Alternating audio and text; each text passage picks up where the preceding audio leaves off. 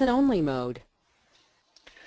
This is Dr. Richard Barwell, and welcome to the third part of the series, and this is on the value of objective outcome measurements in practice.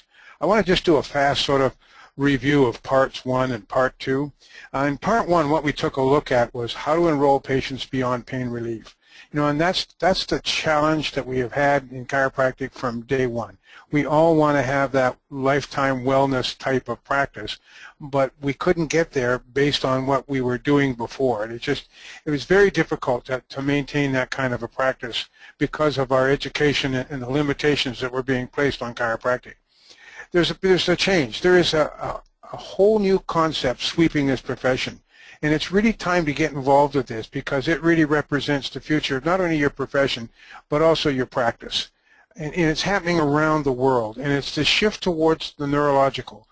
There was just another paper that just came out from Dr. Havoc Taylor out of New Zealand that is that's the fourth paper now showing the effects of the chiropractic adjustment on brain function. I mean, we need to really get involved in what's going on, and that was the whole intent. So how do you move your patients beyond pain relief? Well, you elevate your practice intent. That's the whole key of this thing. If you're stuck in that concept of all we have to offer is pain relief, then that's where your practice stops. But if you change that practice intent, and that's what we talked about in that first series, you've got to offer patients what they want plus something of greater value. That's the important shift, because the majority of people out there think that all we can do is help them with back pain and neck pain. That's what we've been telling them. What we need to do is expose the faulty thinking and symptom relief and thinking that that's health care. Just because you don't have symptoms, you think you're healthy. We really need to expose that there's faulty thinking in that, and that's where that added value comes. You need to move patients from symptom relief towards balanced neurological function. And that is so critical. That's that change of intent that I was talking about. On part 2, we talked about how to increase your scope of practice. Now, the key here is if you want to change your intent, you can't just change the doctor's intent. The whole intent of the office has to be on board and understanding this. That means your staff needs to be involved in what you do in your office and why you're there every day, and that comes down to that neurological base. And so you need to be talking with the staff. You need to take them to training. They need to be part of that building of your office intent. Once you build your declaration of intent in the office, like I suggested in that second section, what happens with that is you can clearly define what it is you're doing in your office and where you want to go with your practice, so that every action that you take, you can say, does this further the intent, yes or no? And if the answer is yes, then do it. If the answer is no, it really doesn't, then don't do it. You're going to save yourself a ton of money, a ton of frustration, and a ton of time taking programs and classes that really do you no good because it doesn't further the intent in your office. Once we did that in our office, it made things so easy to determine what we needed to have in the office and where we were going. The next thing is to recognize this, that there is no such thing as disease. There's just malfunctioning nervous systems that cause signs and symptoms that the medical professions has grouped together and called them a disease. And all it really means is that that nervous system is now over its threshold of what it can handle. And the only way that that can tell the body is to start screaming with signs and symptoms. I really have a problem with the term of treatment, because your job is not to treat diseases. That's the practice of medicine. Your job is to improve neurological function. And that's where the term functional neurologist is really being applied throughout this sweeping area that's happening in chiropractic. We've elevated who we are and what role we play in maintaining people's health. We're not about treating diseases and illnesses. So those are the first 2 steps that we went through, and you can listen in on those. For those of you that have just joined us and haven't participated in those, they're available for you to listen to.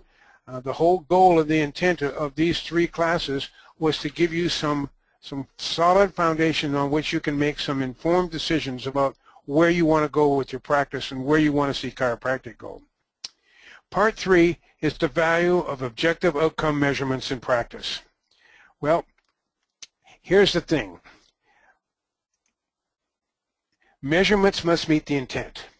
That means you've got to now start removing inconsistencies between what you're doing and showing in your office and using as your measurements in the office and what you really believe.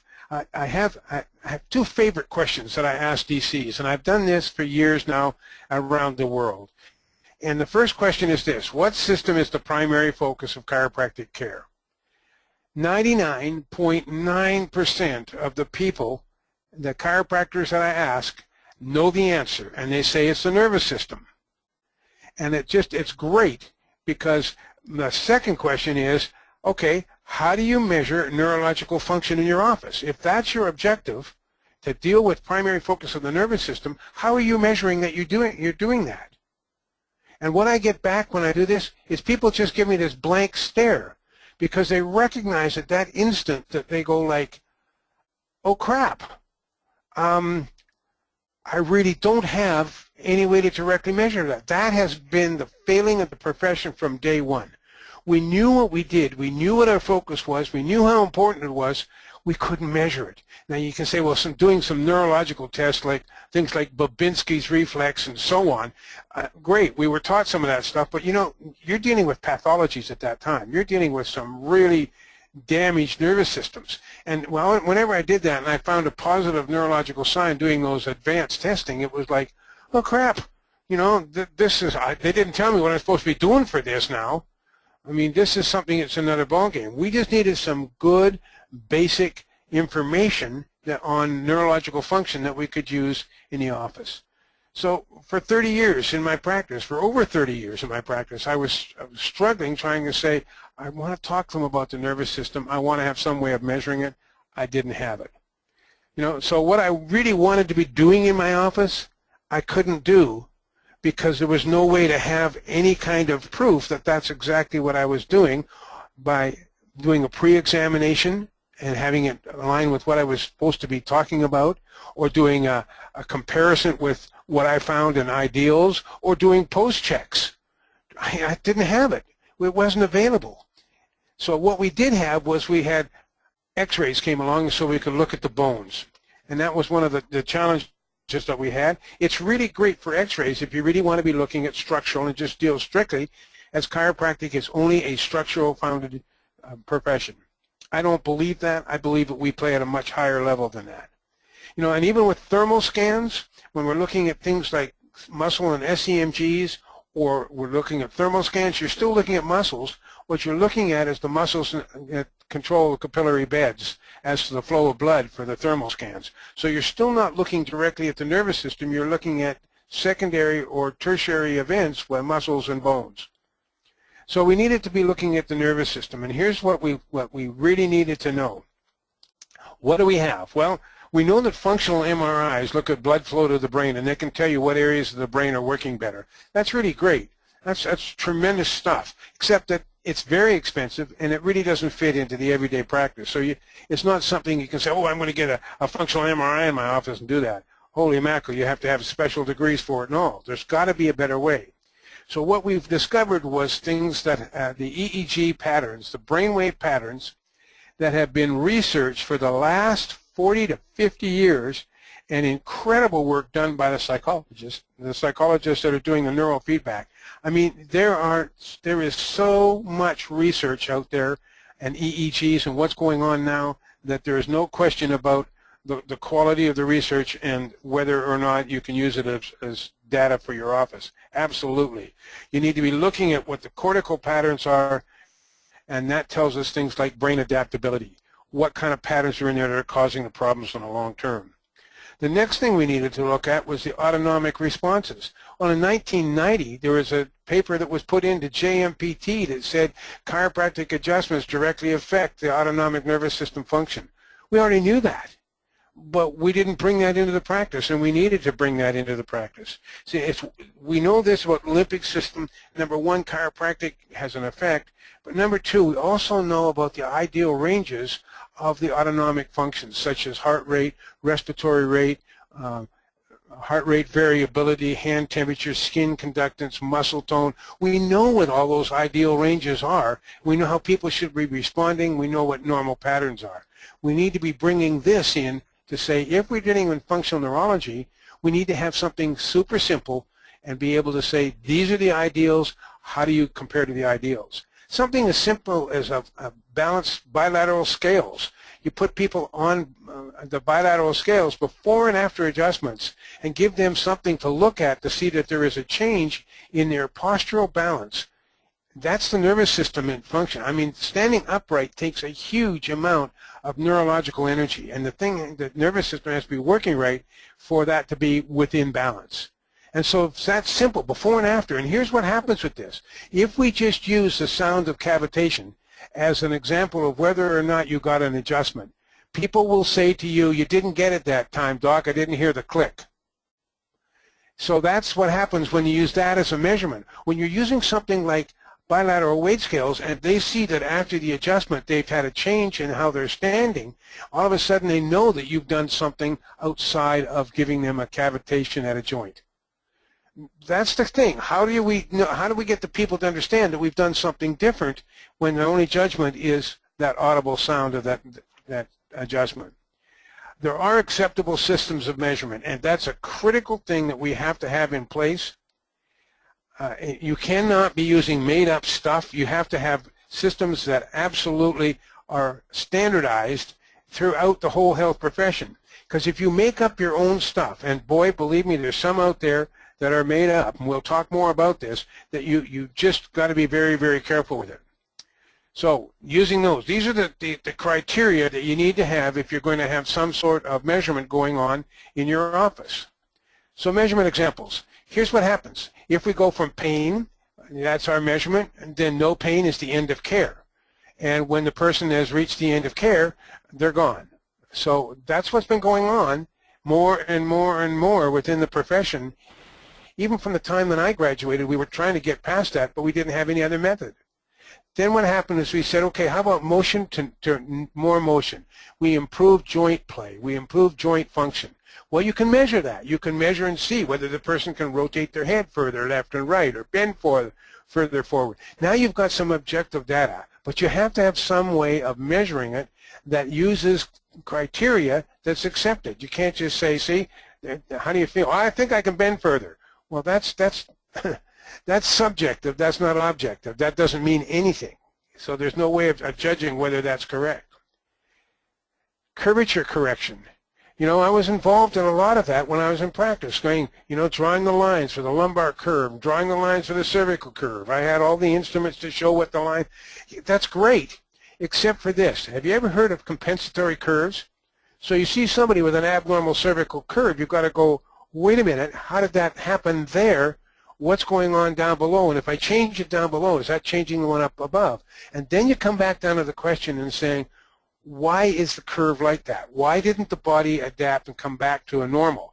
Well, it did the best it could based on what was going on elsewhere within the system. So curve correction is, well, these things all have value. It's a question of where's the added value? How do we move past this and show that there's more to it than just straightening curves? Again, that's a structural base. Dynamic versus static.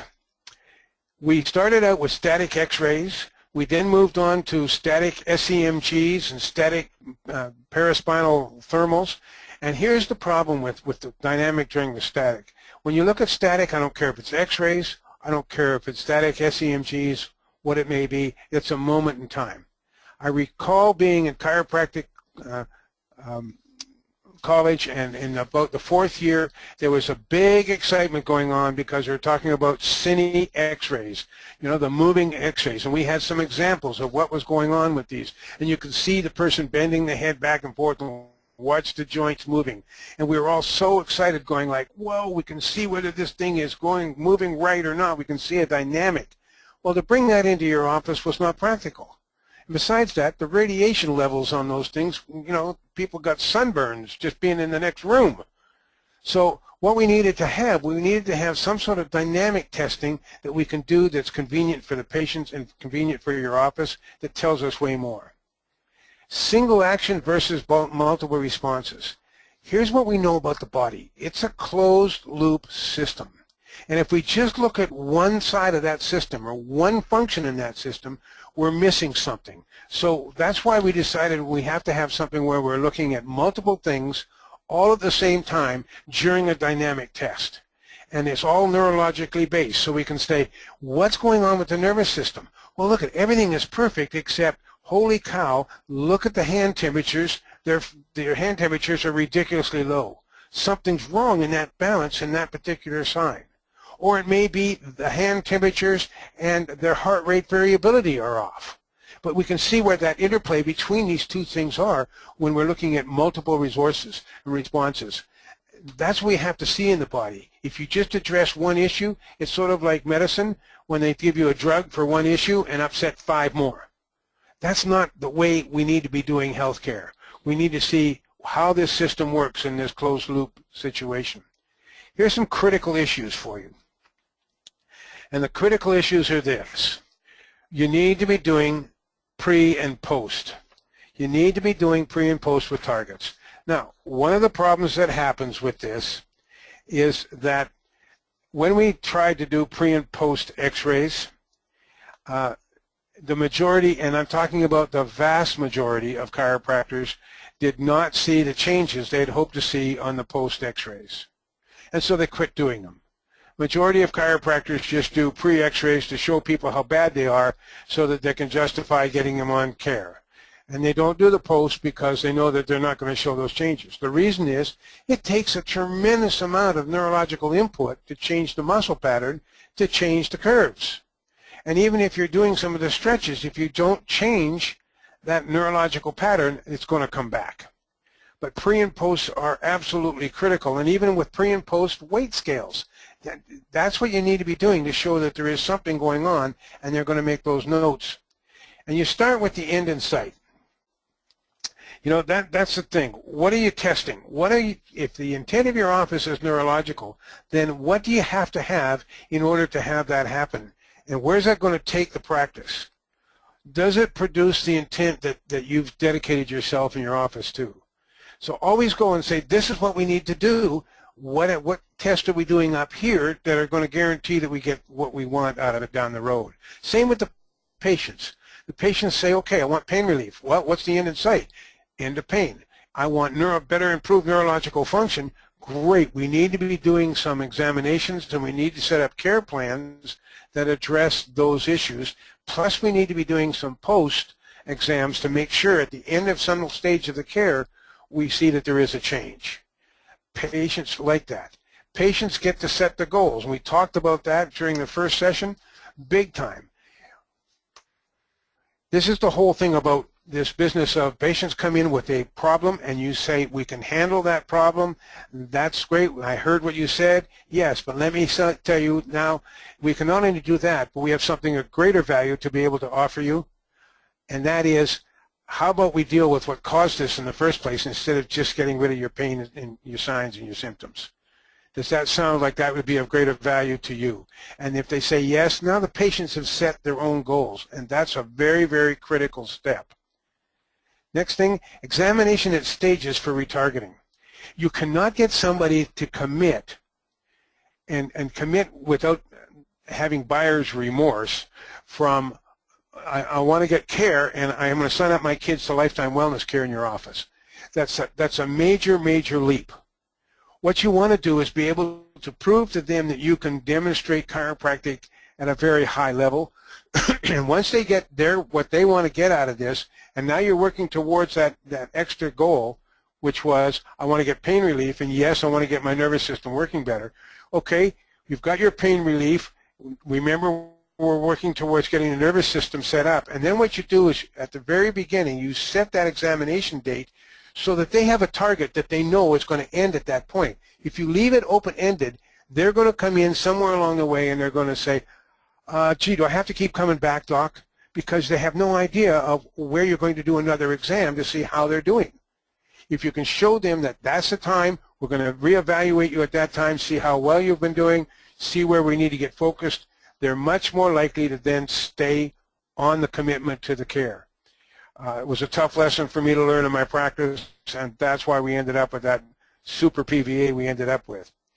You need to have goals for each step. What are we looking for at this step? Excuse me. At the next step, it may be, listen, your signs and your symptoms have gone away. We're showing improvement in 30% of your neurological function. That's great. We still have some challenges on these areas, and you can show them the areas.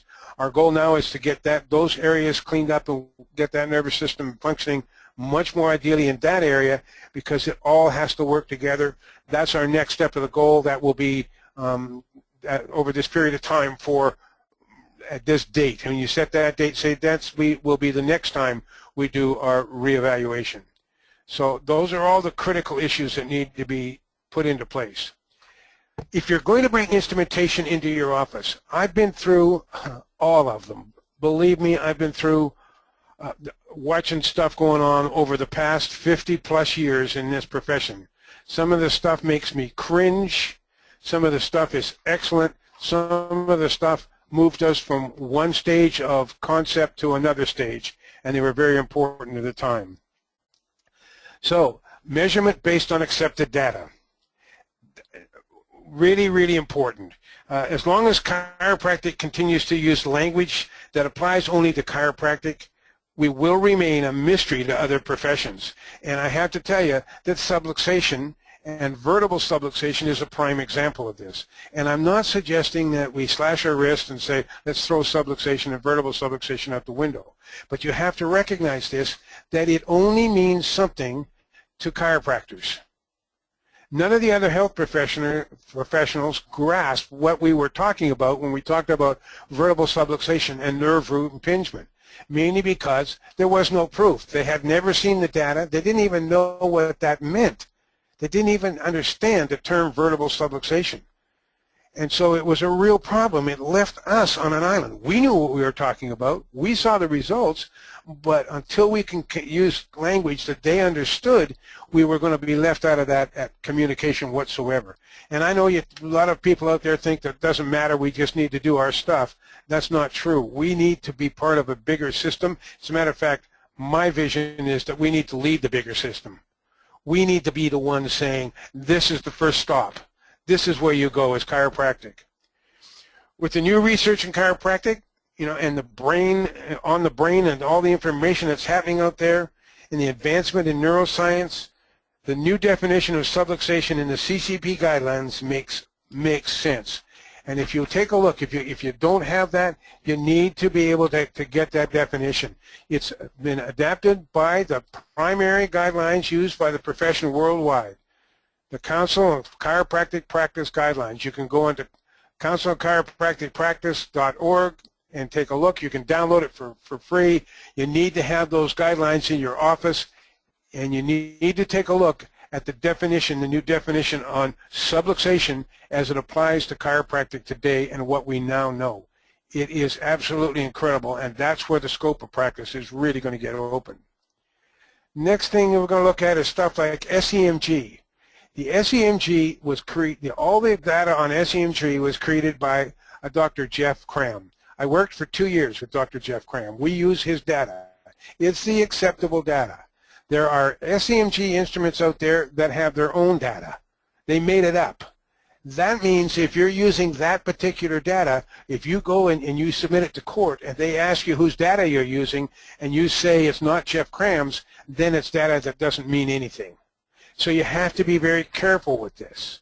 You've got to know what kind of information is being used to support where you are. Next thing, instruments must have proper certification. Oh boy, this is my hot one. There's tons of instruments out there with great salespeople selling them, but be very careful. Always ask for what are the certifications for this particular instrument. Do they have FDA certifications? Do they have CE, which you need in Europe?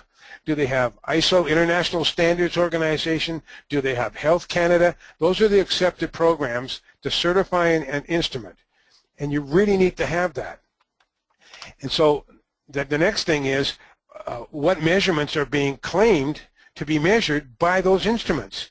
There's stuff like the Vital Health Index. Well, really, please explain what that is and what's the unit of measurement. What is the unit of measurement for vital health?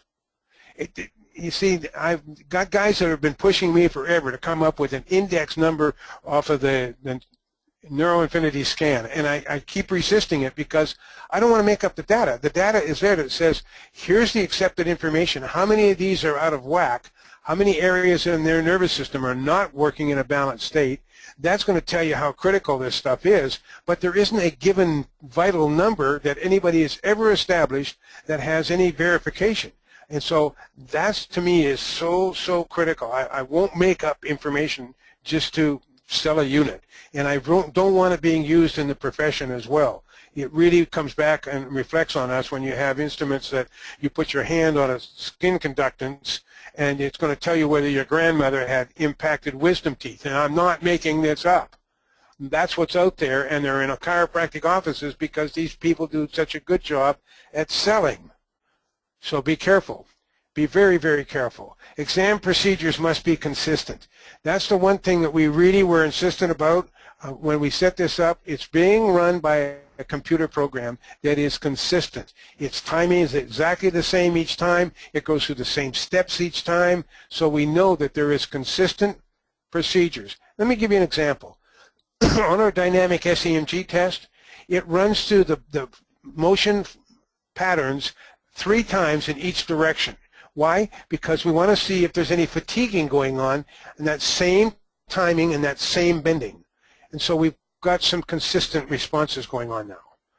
This stuff is very, very complicated to set up, and we set it up so that it could be easily used in the office and you can depend on the information. For doing EEGs, I know that there are dry contacts out there. When we talk to the people in research and we talk to the people wanting good clinical data, you have to use the 10/20 pace and do an impedance check to make sure that you have good, accurate data. You must remember, if you're doing EEG work, you're measuring a millionth of a volt, and you want to make sure that you know what you're talking about when you see that report. You want to make sure it's an accurate report. Instruments should have the ability for recalibration. These instruments, you change batteries, you bring them, use them, you knock them around, you carry them from place to place. You need to have the ability to recalibrate.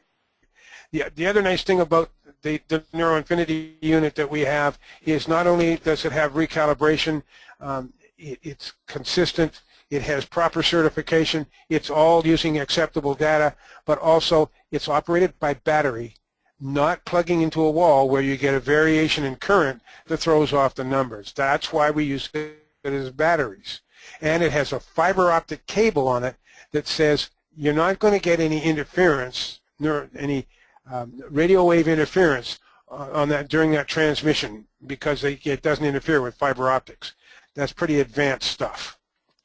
There's 2 levels of languages that you need to use in your office when it comes down to measurements and reporting. For the patient, you need to keep it simple. You need to keep it very simple. You just take a look and you hold up the report and you say, here's the ideal chart, this is yours. Does this particular thing, like your hand temperature, does it look like the ideals? Yes or no? No, it doesn't.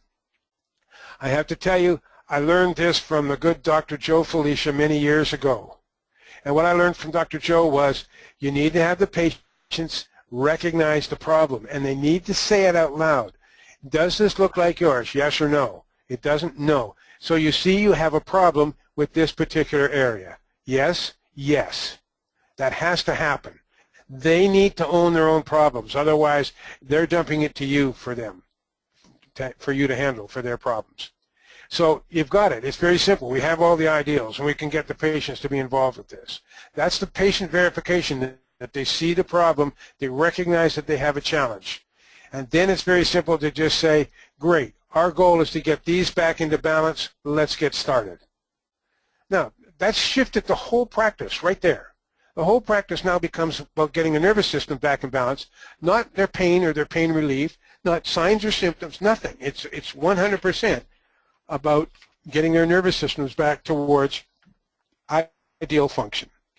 As for the doctor must use professional language, and especially when you're doing any interprofessional relationships. That's why we have the SREs and the narrative report. And we suggest you do the narrative report, give it to the patient. They need to know that you know, but they also need to be met at their level, keeping it simple. So the report to the professionals needs to be accurate, and that's why we have such good background here for you to be able to do the narrative report. Yeah, it's all right there. You need to study brain function.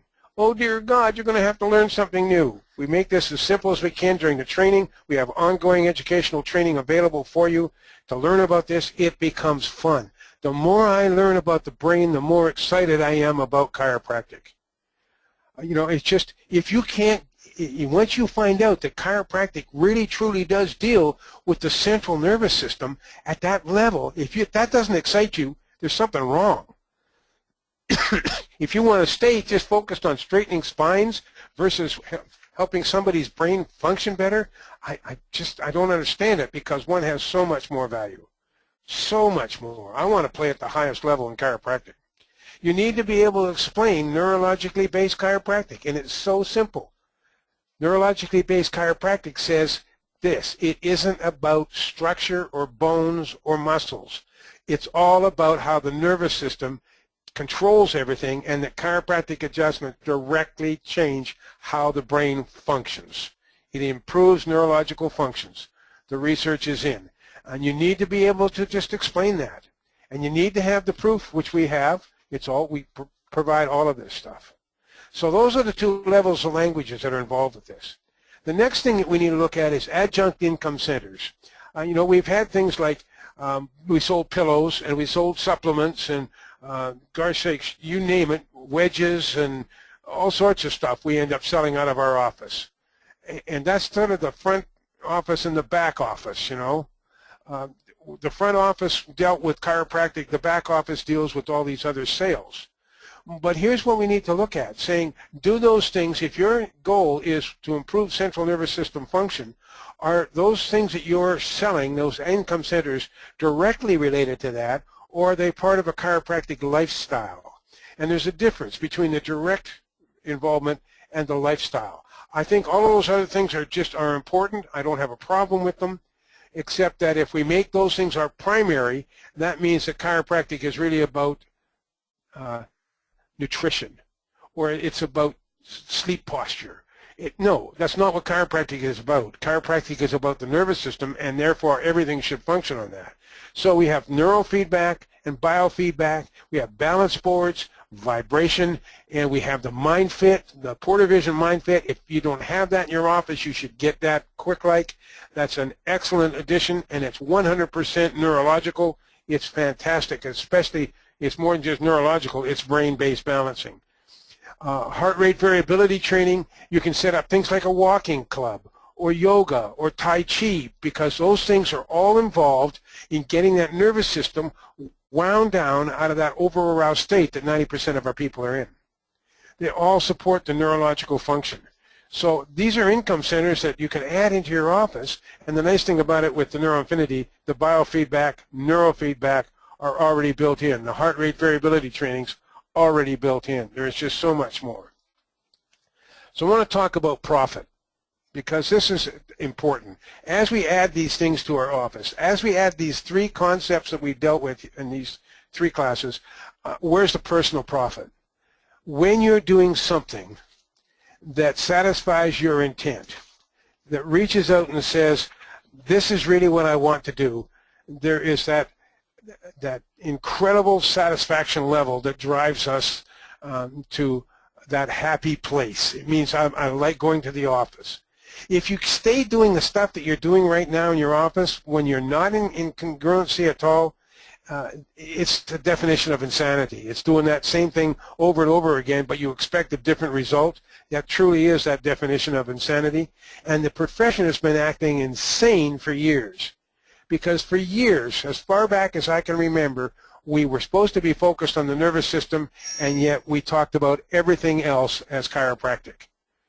And so we need to get this back on board personally for our own satisfaction in practice. And when you become excited about going to the office in the morning, about the things that you can do to help not only your patients but your community, it's amazing what's going to happen in your office. when you start seeing those miracles coming through the door, your self-worth goes off the end of the board. Client profit. Where's the client? Well, here's what happens. When the clients come in to see you and they get more than what they expected, they're going to tell everybody that they possibly can about how wonderful the care has been in your place. You know, it's just, they're going to reach out for you and help you reach out to your community to be able to share your information. You know, change happens within. It happens within us, and it's going to happen within our patients when they see this added value. When they get better results than what they expected, it elevates you, it elevates chiropractic. You'll get what you want if you give them what they want, and you'll give them even more if you give them more than what they wanted. That's the whole key here. Monetary profit. Where's this come into play here? Well, here's the thing. As you're expanding your scope of practice, as you're producing better results in your community, guess what's going to happen? People are going to start seeking you out because they're not getting this anywhere else. You're going to see your number of patients, new patients, go up, and not because you went out and did, you know, mall shows, but because the word is going to go out about what you have to offer that has such great value. They're going to pay. They will pay cash. Believe me, I've practiced it outside of socialized medicine in the province of British Columbia. People paid cash for better service. They were glad to. They paid it on an ongoing basis with a PVA of 180. That means they were all paying cash. The neurofeedback and the biofeedback, the additional stuff, the mind fits, when you bring those into your office and people get the results for it, they'll start buying those things from you. The profit is there. Your PVA will go off the end of the board. That's what we've been seeing. And all of a sudden, when your PVA is high, it's not a stressful practice. You don't have to start looking for new patients or panicking because you haven't seen a new patient in 3 weeks. It's like, oh my dear God, my practice is going down. When you have high PVAs, that doesn't happen. Your practice becomes very, very stable. But the most important thing for me is this: professional profit. I want this profession to be elevated to where it was supposed to be in the first place. Instead of being kicked downstairs into physical medicine and being stuck under physical therapy or taking care of joint motions only. That's our job. You didn't get it, Doc. Give me a crack, Doc. I want people to have some respect for this profession because of the great things that it does. But they don't know that. And once we can elevate this profession, stand by and watch what happens. We will get back on top. We will become the #1 place that people start to look. But it will not happen if you just keep doing the same thing you've been doing. So you have some choices to make. This has been some basic information for you to take a look at what's going on out there in the profession, to decide whether or not you want to keep doing the same thing you've been doing in your office, or you want to get on board and start to see something new and different happening and have better results than you've ever had before. This is your opportunity, and it's your choice. Change your intent of care and make sure that you have the congruency of that intent throughout your practice. Get it all in line. Get your staff in line. Have meetings every day, every morning, and every night. Just a 5-minute meeting. Just say, how do we do with staying on track today? Are we really working with our intent in the office?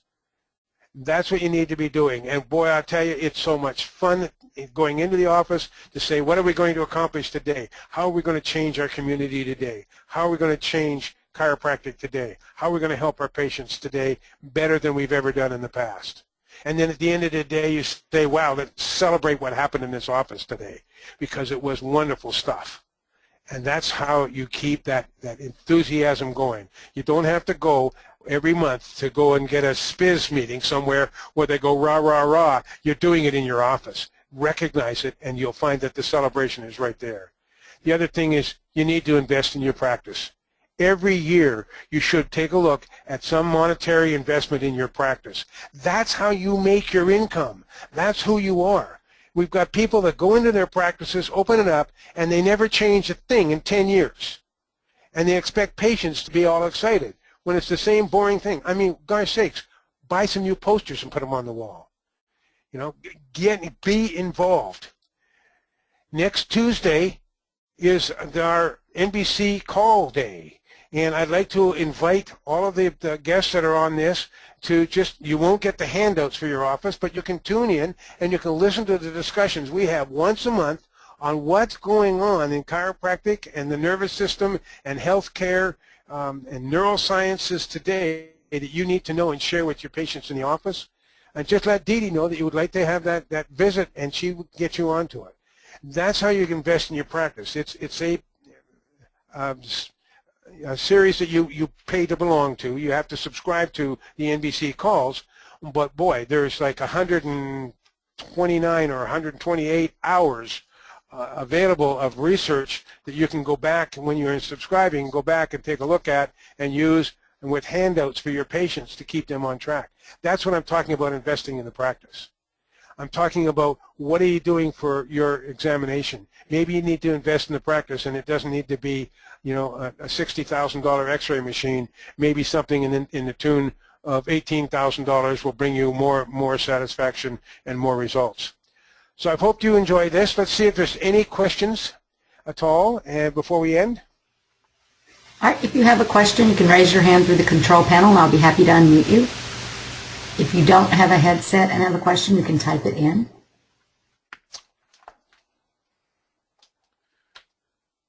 And also, I see that there are some new people on that weren't on webinar series 1 and 2. If you would like to get the recordings from 1 and 2 and 3, please email me at dd@neuroinfiniti.com, and I'll be happy to get you all 3 recordings. Great stuff. All right, and no questions?